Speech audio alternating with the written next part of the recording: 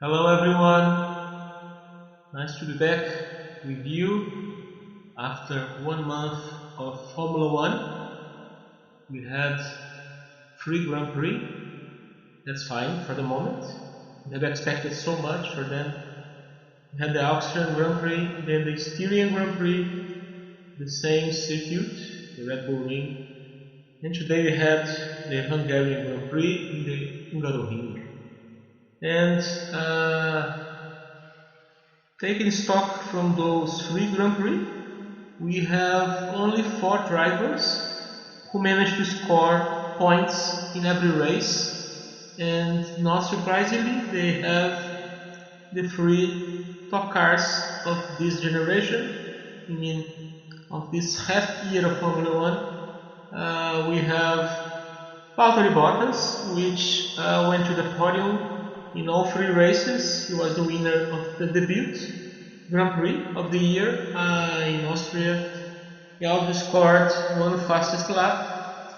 Then we have Mr. Lewis Hamilton, now with 90 pole positions, 86 Grand Prix victories. He won the last 2 GPs and he now leads the standings, not surprisingly, for a 6-time world champion. And apart from the duo with the Mercedes, the best car, we also have 2 very consistent drivers, which have been rewarded with 3 point finishes, and they are Mr. Sergio Perez in the Mercedes-powered Racing Point, soon to be Aston Martin, very consistent, and Mr. Carlos Sainz Jr., the future driver of Ferrari, which also had a fastest lap, and even though he has fewer points than his companion, the very impressive Lando Norris, he scored in all of them. With Renault engines, and differing from the main Renault team, which had experienced a lot of problems in the first 3 stages of this season, McLaren is riding pretty well. It's number 3 in the standings at the moment, which amounts to the best performance of the team since 2012. We have a great deal of oscillation in Red Bull. I mean, Max Verstappen had a very disappointing debut Grand Prix, and then he finished in the podium twice in a row, and to a very impressive performance in the Hungarian Grand Prix after crashing even before the Grand Prix started. So he displayed a lot of resilience. I mean, a very mature drive from the young Dutch driver. I mean, now number 3 in the standings, right behind Mr. Valtteri Bottas. And what about Ferrari? We can be sure this is the worst Maranello car we have seen since 1993, a season in which Ferrari did not win a single Grand Prix and scored a single pole position at home in Monza. Let's wait for the next few Grand Prix, which will be held in the sacred ground of Silverstone in the UK, a kind of track that may bring some newfound hope for Ferrari and for other teams who have up to now underperformed, such as Alfa Romeo and especially in the case of World Champion Kimi Raikkonen, which has scored no points up to now, and a very entertaining and kind of shaky team from America, Haas, which has finally scored after a very risky gamble that paid off in Hungaroring. In between, we have teams like AlphaTauri, which had scored twice, once with Gasly in Austria and once with Kvyat also in Austria. That means they scored their home Grand Prix. Not that impressive. And as we have already mentioned, Renault, which kind of was a disappointment, even though it managed to score in every Grand Prix with at least one driver. In Hungary, it was Daniel Ricciardo for the second time in a row. He finished in 8th place. And Mr. Esteban Ocon was number 8 also in the first Grand Prix. So Renault stands behind a lot of people right now. I mean Mercedes, Red Bull, McLaren, Racing Point, and even Ferrari.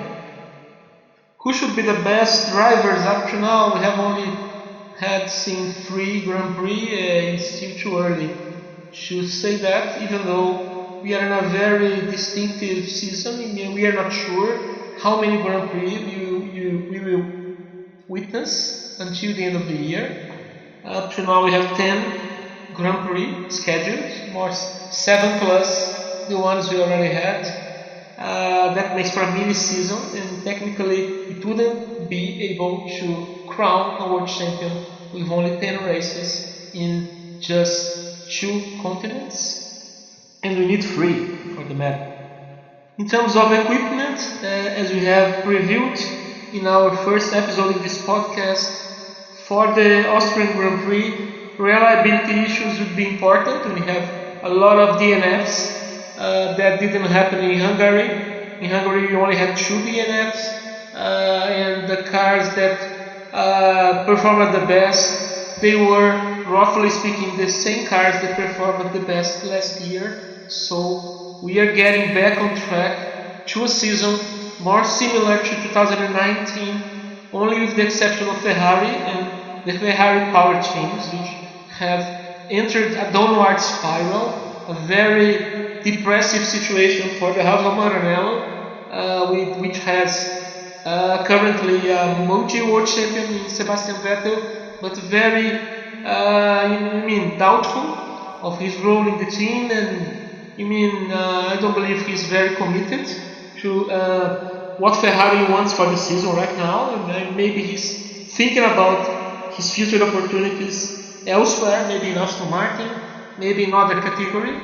And we have a very oscillating Charles Leclerc, which has a beautiful season start in which he went to the podium, surprisingly so, and now then we saw what happened in the Styrian Grand Prix. It was not only embarrassing, it was the worst performance of a Ferrari driver in this century. He was outperformed by Vettel in the qualifying. He started out of the top 10. He was punished for blocking Daniel Kvyat, and he had a poor start, and he bizarrely and dumbly crashed into his companion, provoking a double DNF in the first lap of Ferrari.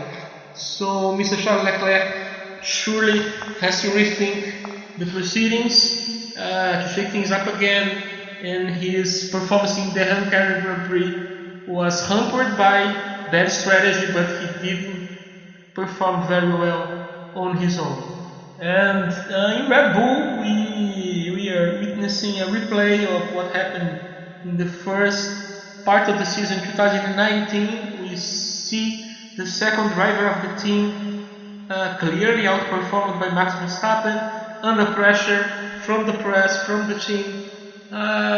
Mr. Alex Albon may not finish the year in Red Bull. Maybe he will revert to AlphaTauri, but his replacement remains a mystery. I mean, this week, Max Verstappen spoke about Nico Hülkenberg, which was quite surprising. It's not, usual from him, this kind of praise of people, especially outside on the grid right now.